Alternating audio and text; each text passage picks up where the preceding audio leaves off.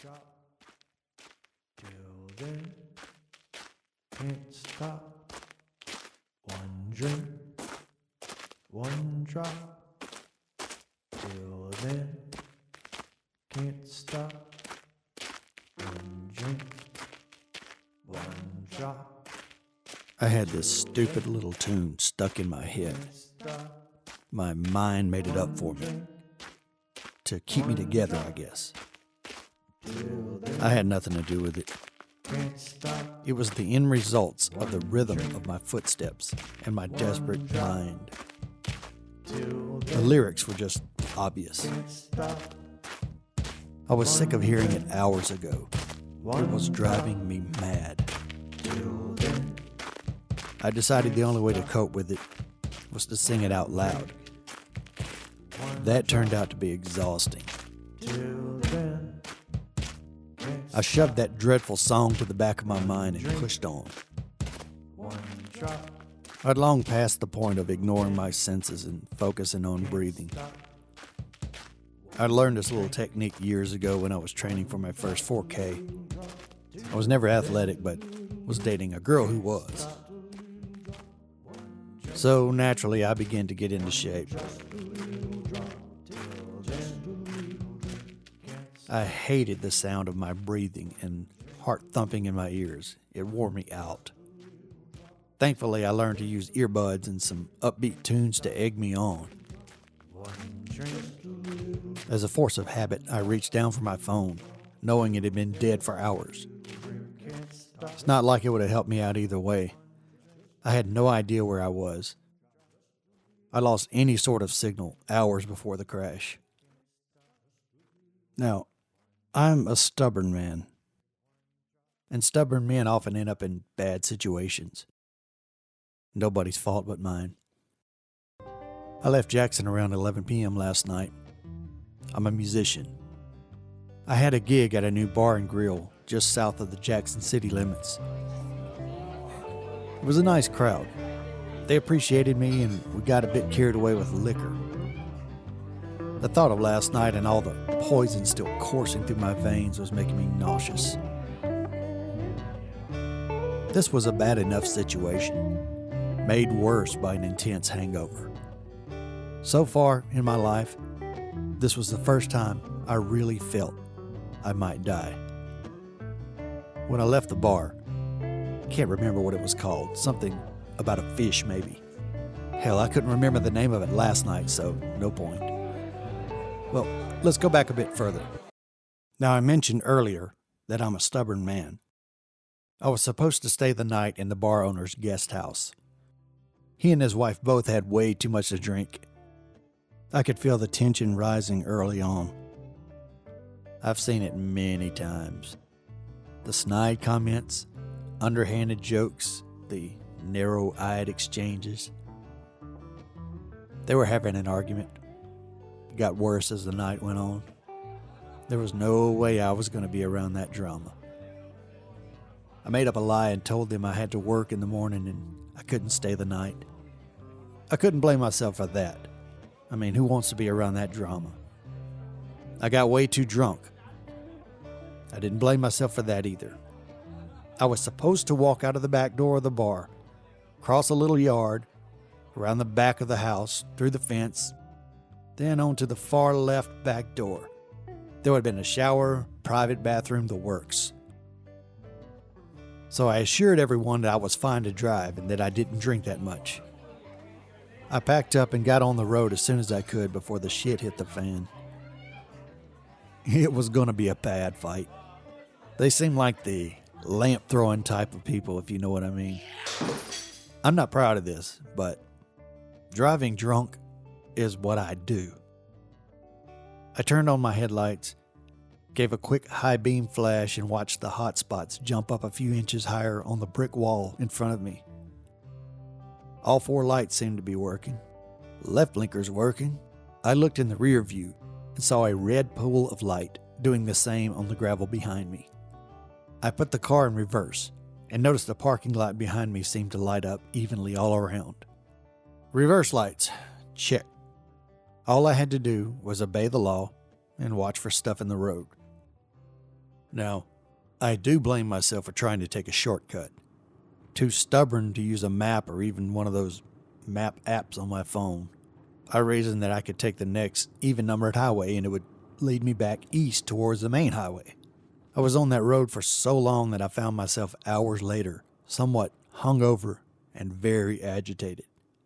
The road seemed to take me east, but then, after I'd gone way too far to turn back, it just freaking ended. I was staring at a very old yellow sign, painted with a black arrow with 2 arrowheads on it, left and right. I sat there a good 20 minutes, retracing the turns I'd made.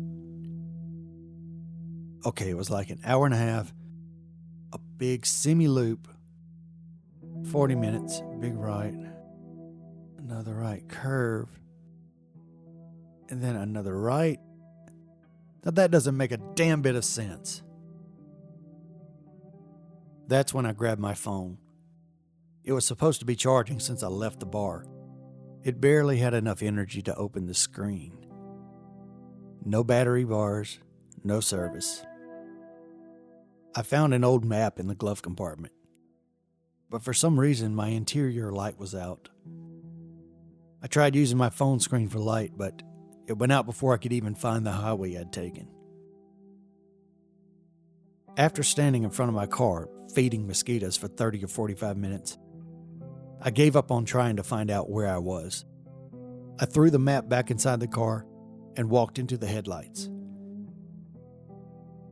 I began to feel very alone.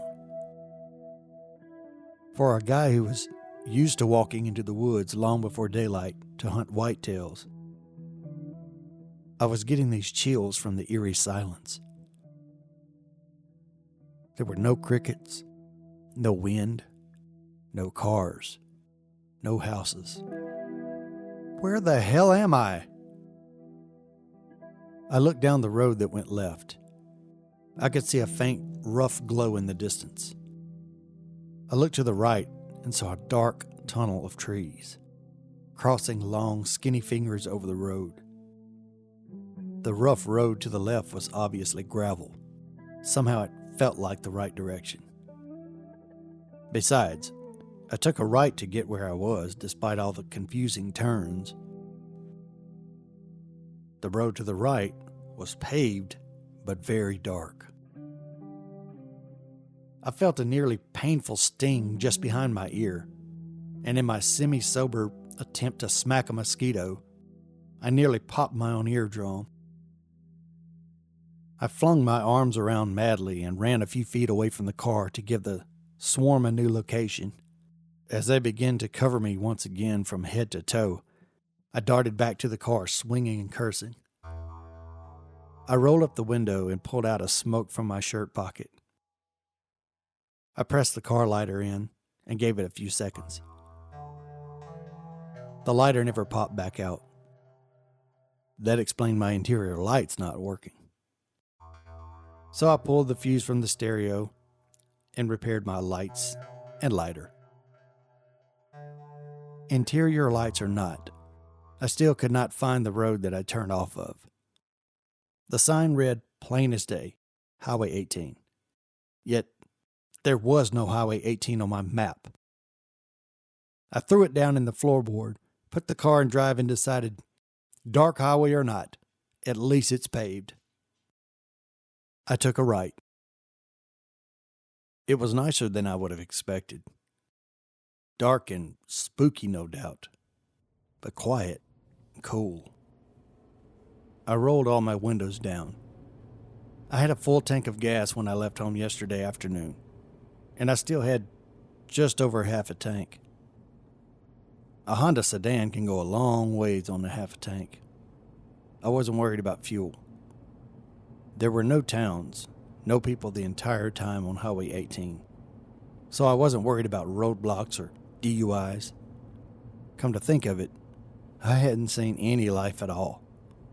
My windshield wasn't even caked up with bugs the way most Mississippi back roads would have it. Mosquitoes were out, but that was about it. If I could have at least seen the moon or the stars, I may have been able to tell which direction I was headed. There was this lingering cloud coverage that had been going on for days. Oh well, I'll just keep driving.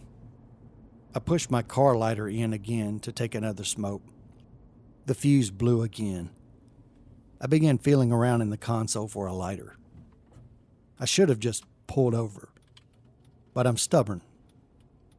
I began to feel around in the glove compartment, reaching over with one hand on the wheel.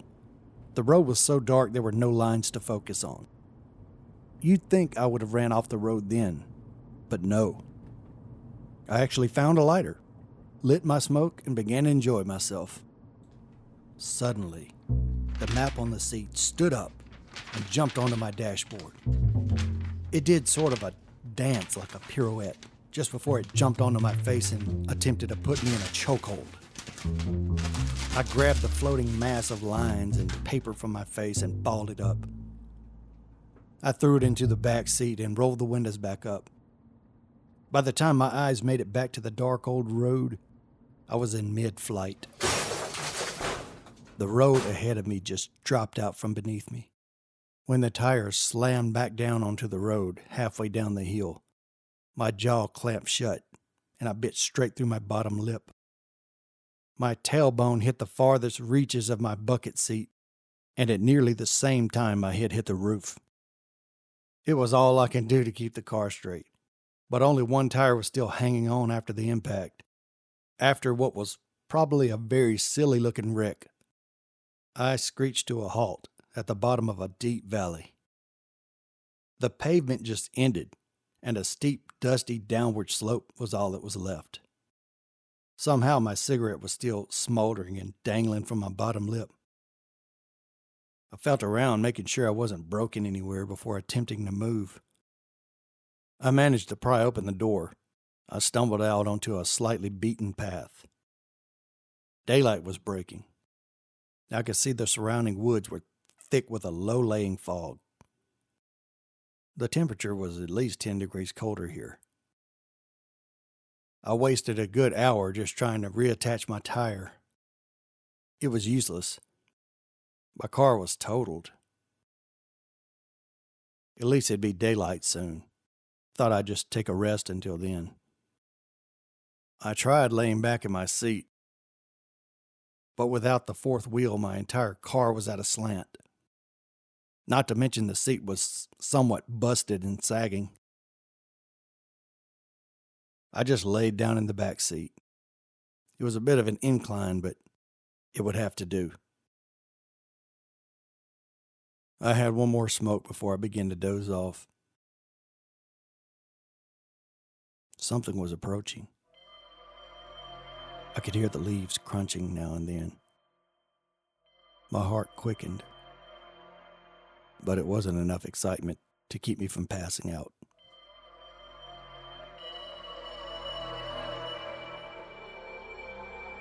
I woke up in a hot sweat.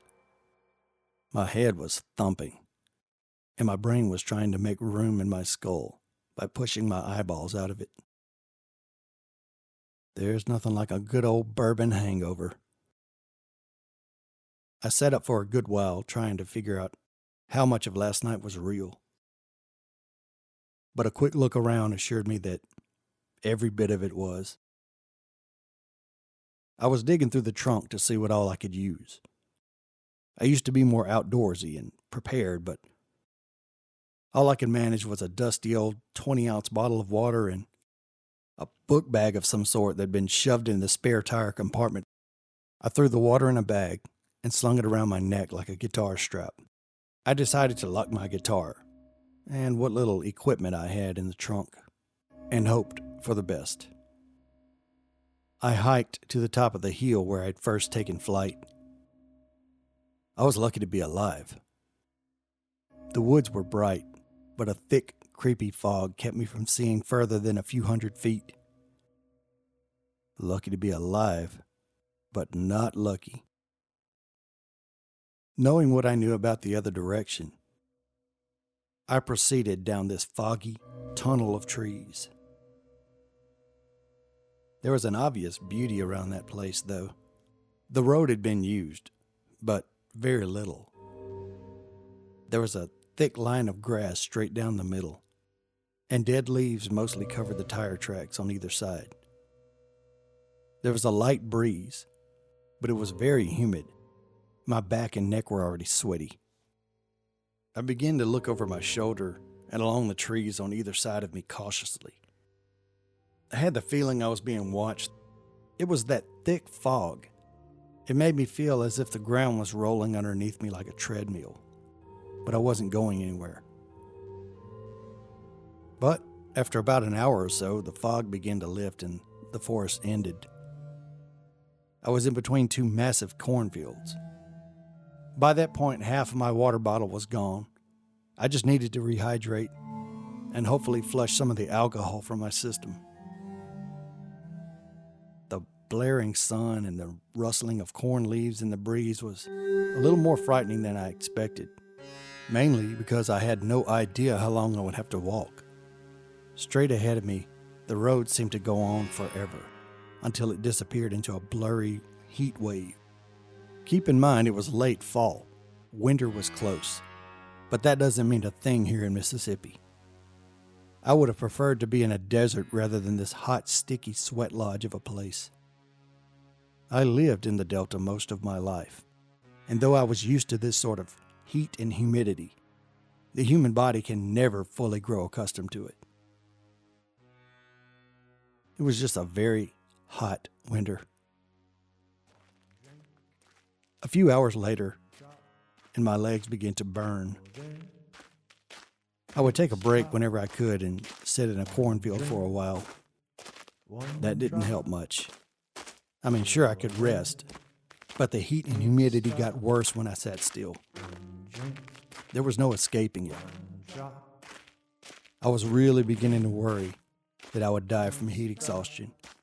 My water was gone. I'd eaten all the corn I could stand to eat. Can't stop. One drink, one drop. Till then, can't stop. One drink, one drop.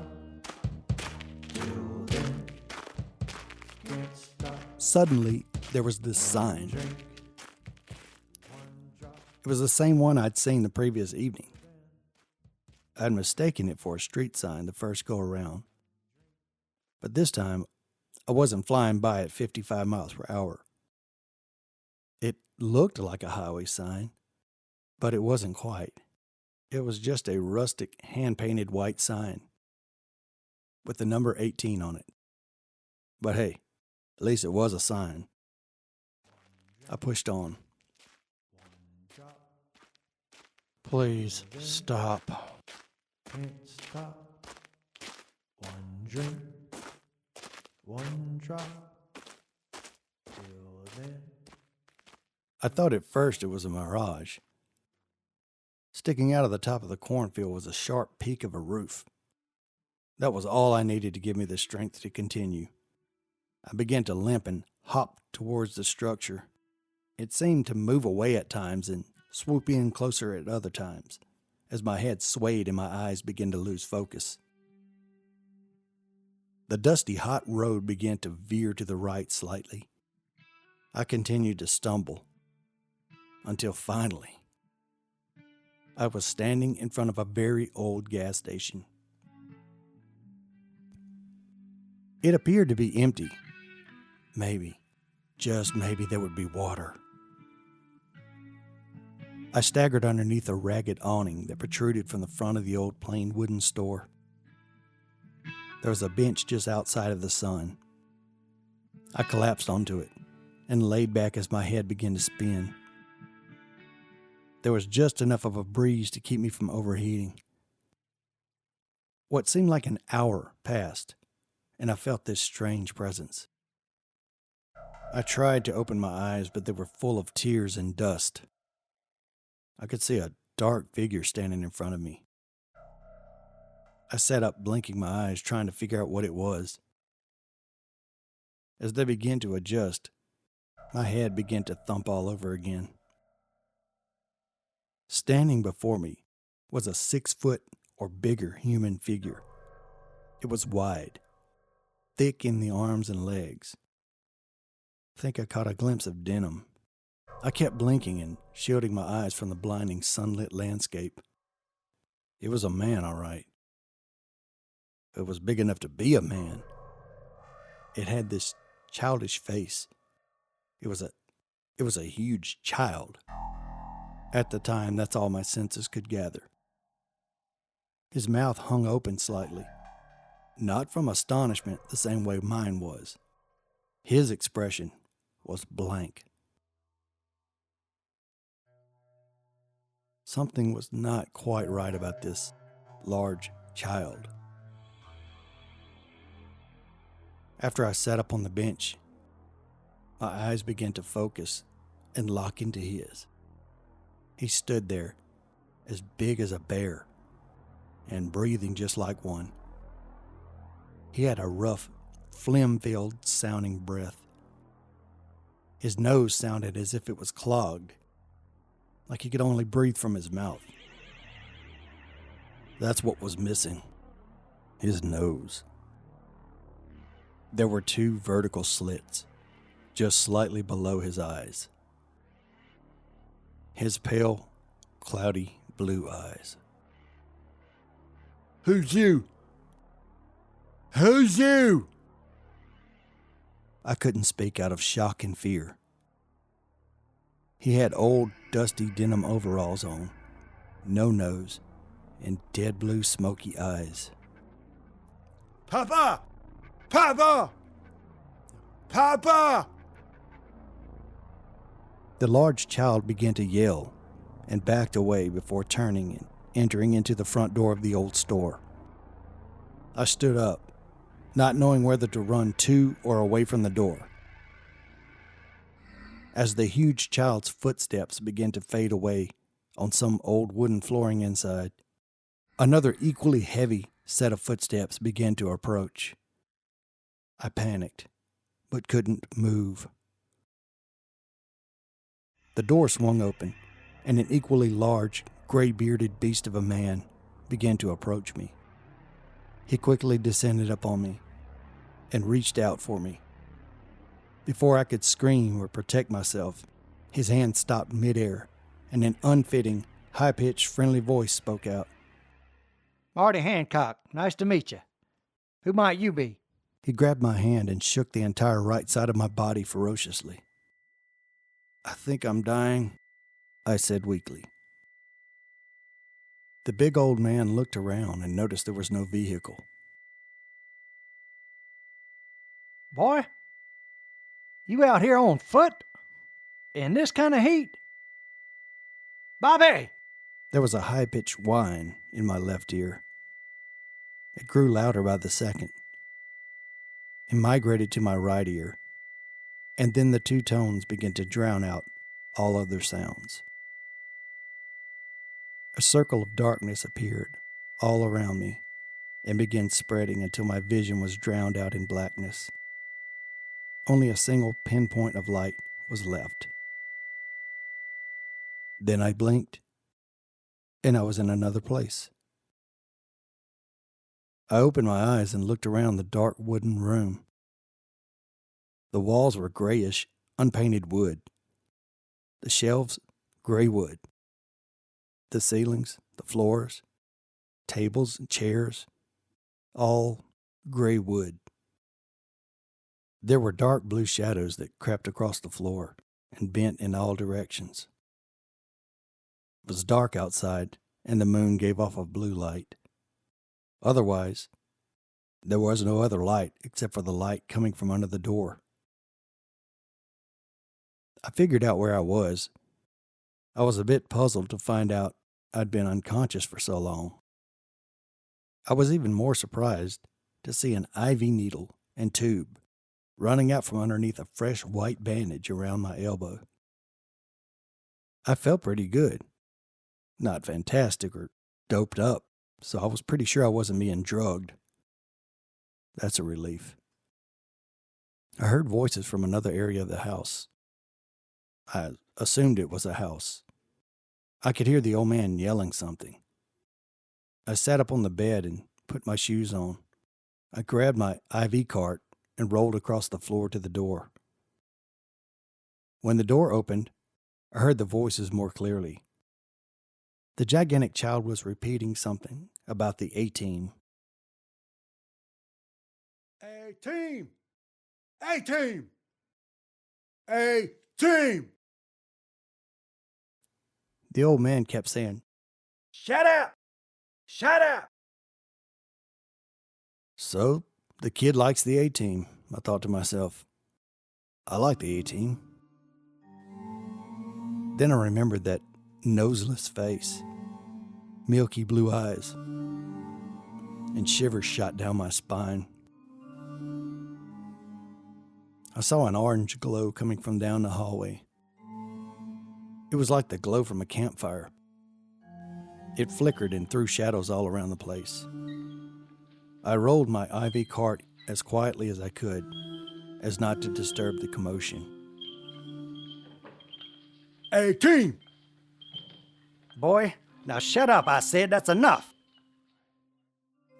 There was a moment of silence and a light smacking sound as I rounded the corner and knocked on the wooden wall before entering.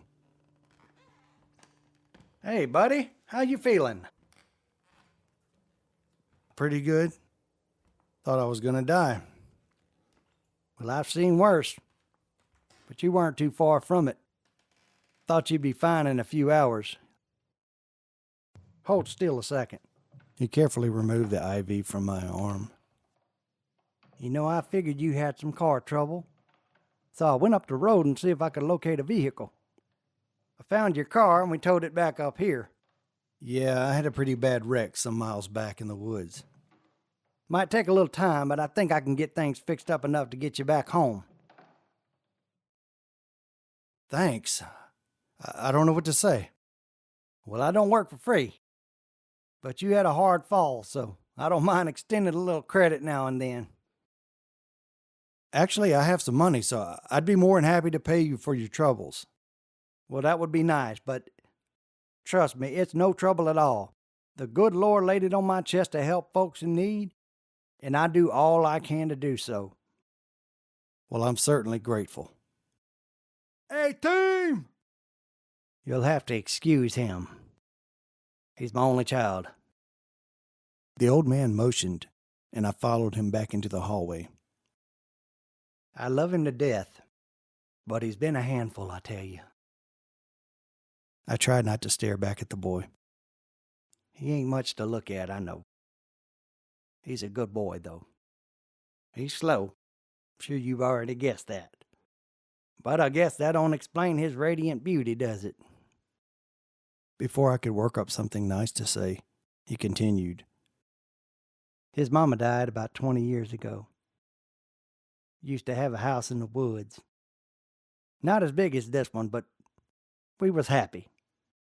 I was in town getting some feed for the hogs and horses, and she was supposed to be keeping an eye on him. She was the hardest working and best looking woman a ugly some gun like me could ever afford. She must have fell asleep, and Junior decided he was going to cook dinner. Had an old wood-burning stove. We had a simple life, but it was a good one. He got some kerosene out, and I guess he used too much of it, I don't know. Worst day of my life. Stayed mad at him for years, even though he got the worst of it. Anyway, that's how she died and how he got burned and blinded. I love him, though. A-team! Boy, that's enough now. We got company. Like I said, he's a handful, though. That was one of my favorite shows, too. I decided to chime in and lighten the mood. Huh? The A-team. Mr. T. There was an awkward silence. Hey, listen. You want a drink? Despite the awful hangover I'd just survived, A drink sounded pretty good.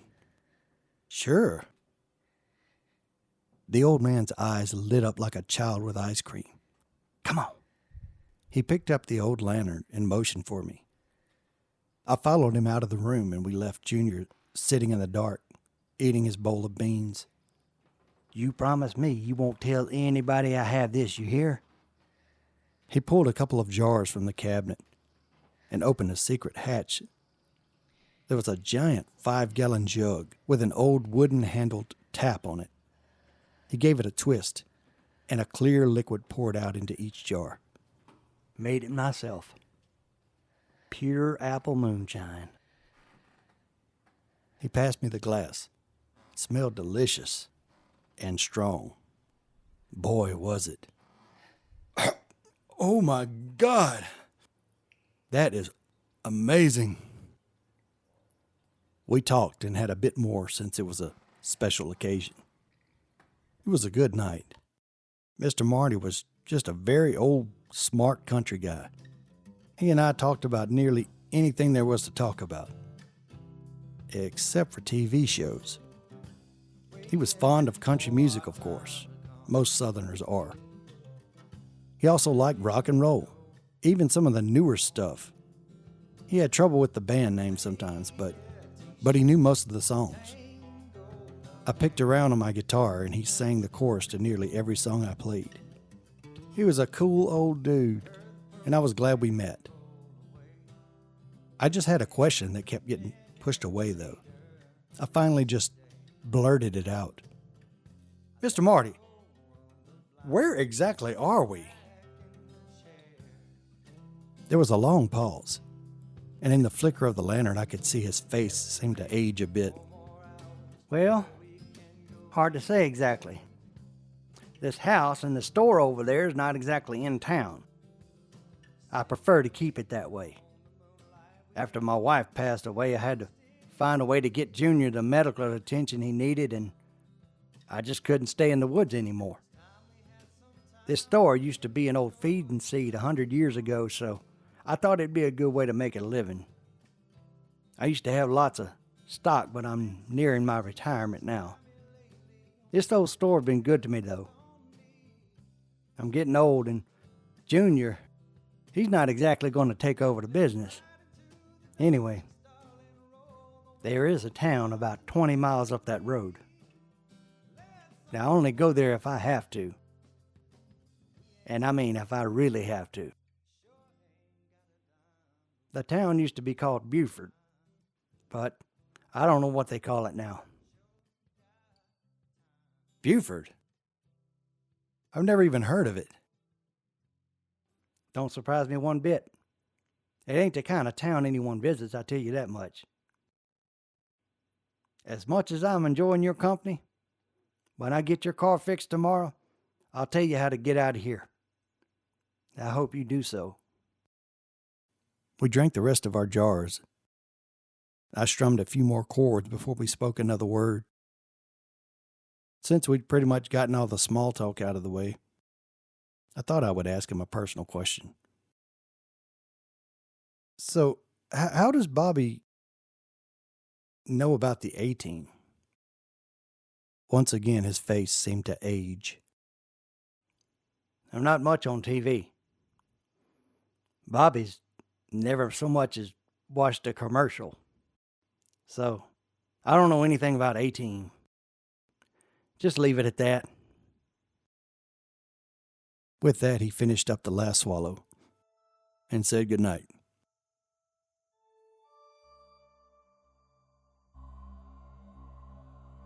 I awoke in the middle of the night. Something was odd. There was an uneasy feeling that I could not shake. I heard this low hum, or several low hums, that seemed to be hovering outside. I could hear voices talking in a normal tone. I recognized one voice that appeared to be a little louder than the others. I eased open a window and leaned an ear out. I heard a female voice speak out. Tell me who he is. Bring him out so I can have sex with him. mess in your own town. Don't you bring that to my store. You have no business here. Intense laughter followed as the old man spoke and protested. Suddenly there was a loud crack, a gunshot blast, followed by loud laughter and screams. Several figures riding motorcycles and four-wheeled vehicles scattered in all directions. As they drove away recklessly, they were chanting something over and over, until finally the last sound was their voices in unison chanting.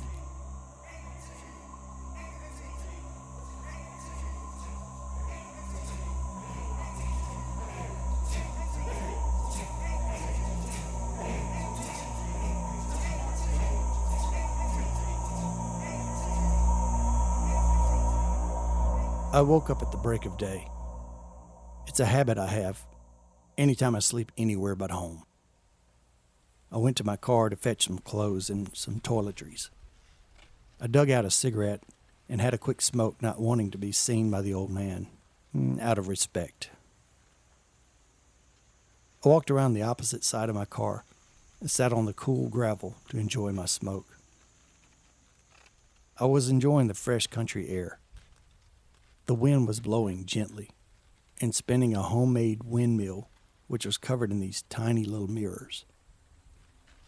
I could see my own face in the rotating blades. I moved my head back and forth, which made my face twist and distort.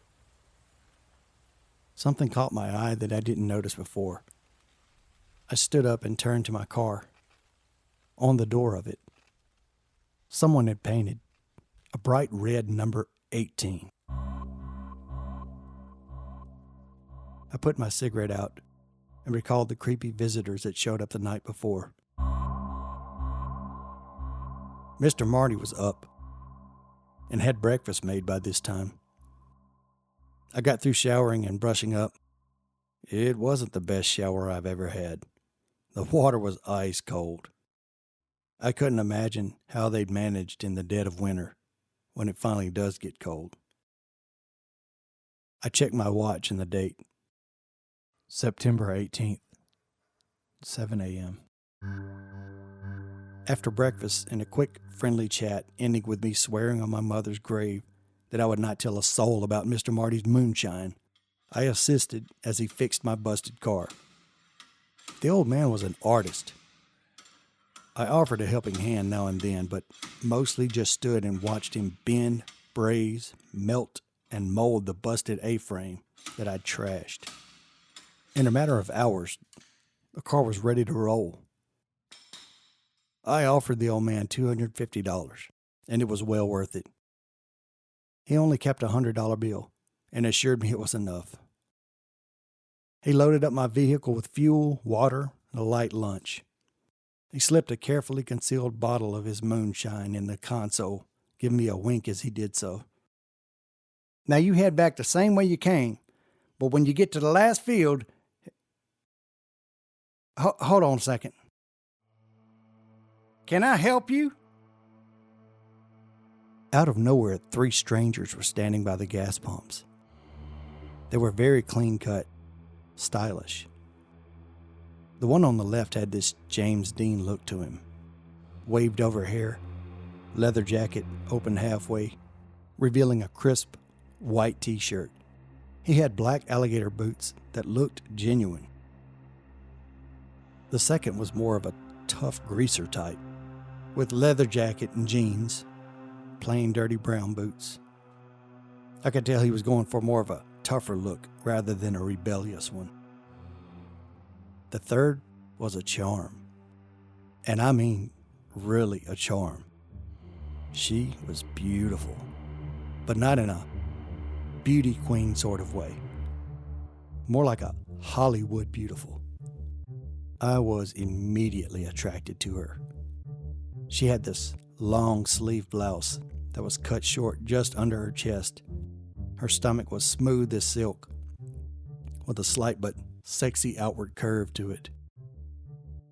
Her hips were draped with a short, blindingly white skirt. To top it off, she wore white knee highs and black high heels. She was hot. My heart began to pound, mostly from looking at her and taking in the way she was looking at me.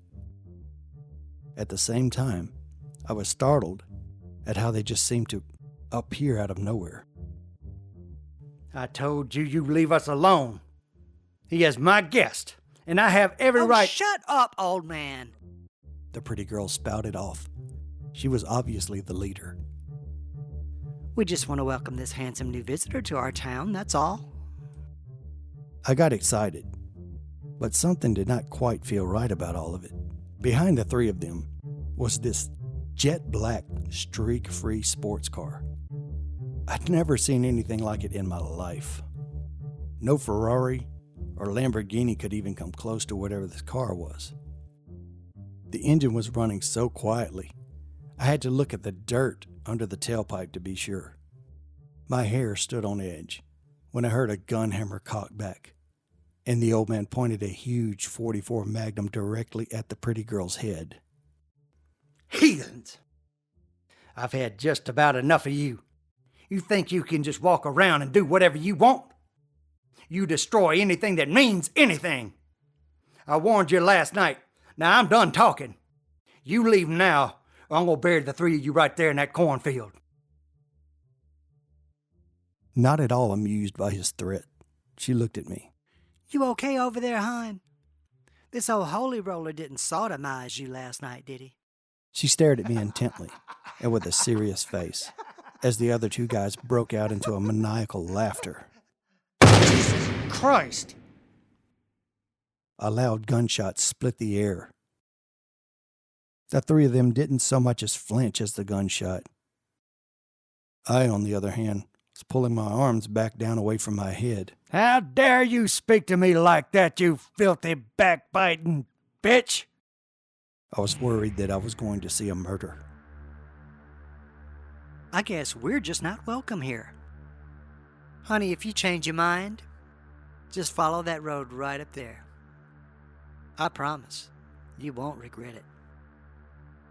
She pulled out a pair of expensive-looking sunglasses. I watched as her soft figure jiggled ever so slightly in the right places. She slumped lightly into the back seat. The other two figures hopped in the front. Drive. As the car began to move, the girl looked back at me and gave a twirling, crazy finger at her ear, and then pointed at the old man, still holding a smoking hand cannon. She then pointed up the road and winked as they disappeared in a cloud of dust. The license plate had a 2-digit number on it. 18. My heart was still pounding. I wanted to check on Mr. Marty, but I was afraid he would notice a subtle change in my stance. A few moments passed. He lowered the gun. His head lowered also. I'm not just some old-fashioned Bible beater, son. I mean, yeah, I believe in the good Lord. I do my part to honor my Maker. Those people in that city, they're not just sinners. Mr. Marty, what does the 18 mean? He never turned back around to look at me. Go the same way you came. Take the last left before the woods. Stay on that road no matter what happens. Don't stop till you see the highway. He paused for a moment, and I hoped that he would turn back around. I believe he tried to. He just couldn't. He shook his head, slowly walked back to the store. 18! 18! I could hear Junior shouting 18! as I got into the car and cranked it. He didn't know anything about the 18 for sure. I knew what he meant, though. Now shut up! I could hear the old man yelling. What was up with that number? It obviously meant something. I did as I was instructed and headed back the way I came. I was amazed at how far I'd actually walked. It was a good 45-minute drive before I saw the trees approaching. I could see the tiny, nearly invisible road veering off to the left between two fields of golden brown corn stalks. As I neared the road, I saw something else. The hand-painted sign with the number 18. I slowed the car down and lined myself up with the path to home. It seemed to go on forever. One long, perfect, narrow path back to my life. The choice should have been simple and easy. Go home, get back to life. It wasn't that simple, though. I stopped the car and got out, leaving it idling. I walked past the exit road and approached the sign. I don't know what I was expecting to find. It was just an old piece of wood, painted white, with a red 18 on it. You know it's not just a sign, a voice spoke inside my head. Well, sure it is. It's just wood and paint. Oh, it's much more than that, and you know it. I don't know anything. I don't even know what the stupid number is all about. You could find out.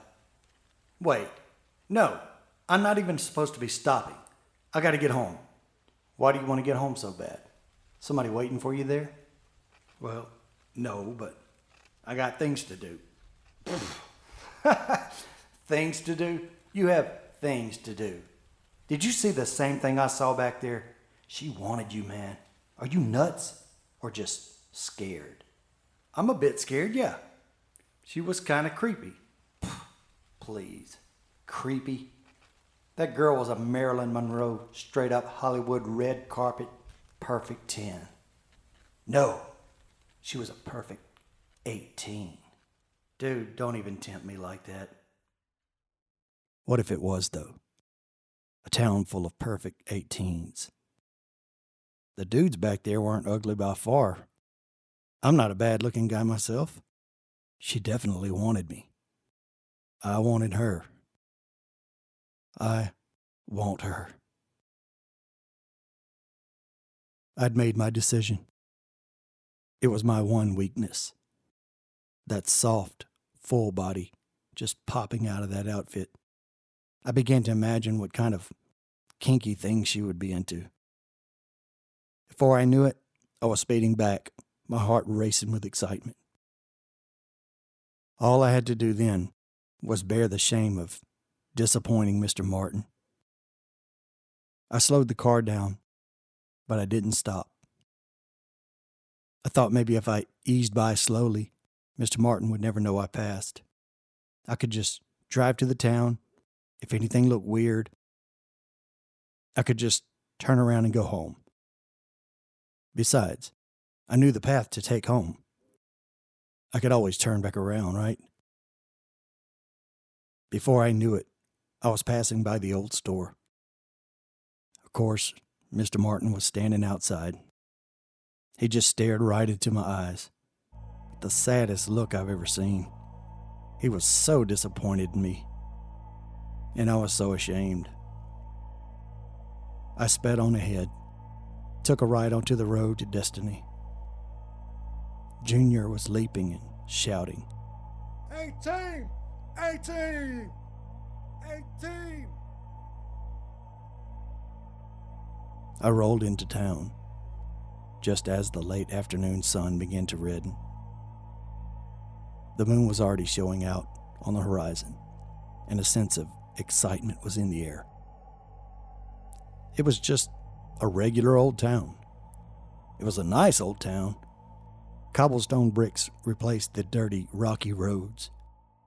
There were beautiful women everywhere. Perfect 10s. No, perfect 18s. Carrying shopping bags, walking small dogs, wearing tight, skimpy dresses with diamond anklets. These were rich folks if I'd ever seen any. Something caught my eye. I pulled the car over to the side of the road.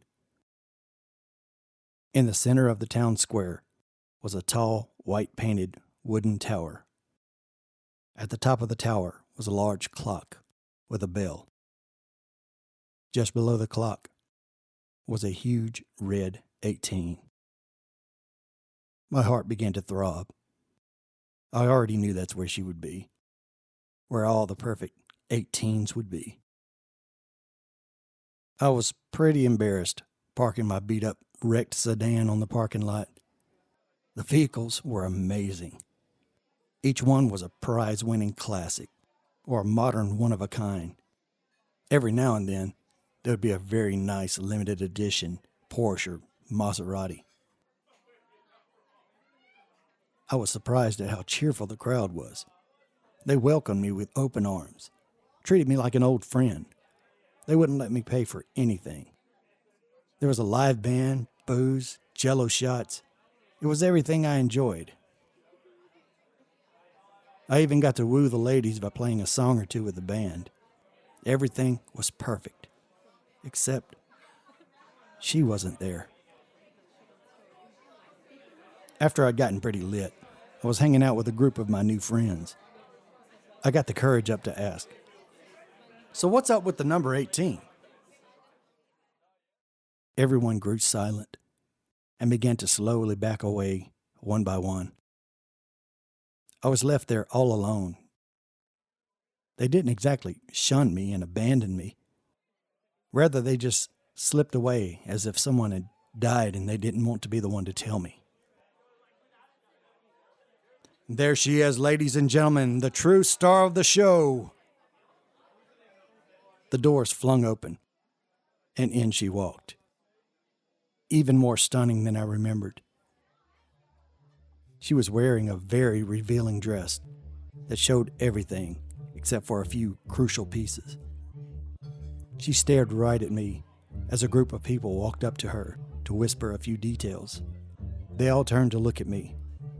I felt uneasy for a moment. That quickly faded when they all smiled and nodded back at me. She stared right at me with a crooked grin. Oh my God, she's coming this way. Before I could even think, she crawled into my lap. I could feel her soft flesh through that very thin dress. Well, hello. I'm so glad you made it. I'd be a fool not to, I replied, cool and as calmly as I could, despite my blood was rushing to my face. I won't go into details, but it was the most incredible experience I've ever had. She was perfect. It was all just perfect. A perfect town, perfect evening, a perfect woman. You're perfect. I stared at her as she laid next to me.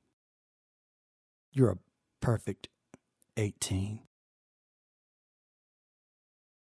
She slowly sat up from the gigantic, expensive mattress, wrapping herself up in equally expensive sheets. It was that same cold distancing that the others displayed. Did I say something wrong? No. No, you didn't say anything wrong. So what's with the big red 18? She sat there in silence. Her shoulders began shaking. I sat up to comfort her. I could hear a light huffing sound coming from her. It grew louder until finally I realized she was giggling. I was completely freaked out by this point. And her giggling grew into an insane, uncontrollable laughter. The doors flung open on either side of the room. The lights went out, and I heard a flurry of activity all around me. Footsteps were pounding the wooden floors, and the room shook violently. I felt a sharp jab at my stomach as something tore into me and took my breath. I tried to fight back, but my arms were pinned down by several strong hands. She turned around, still laughing wildly, and holding a long, black dagger. I could feel my flesh being torn away by sharp, wicked tools. Knives came from all directions, slinging my blood and body parts into the air. In the full moonlight, I saw dozens of beautiful people with ugly, disgusting fetishes. I began to fade out, along with the laughter, chaos, and all the voices chanting.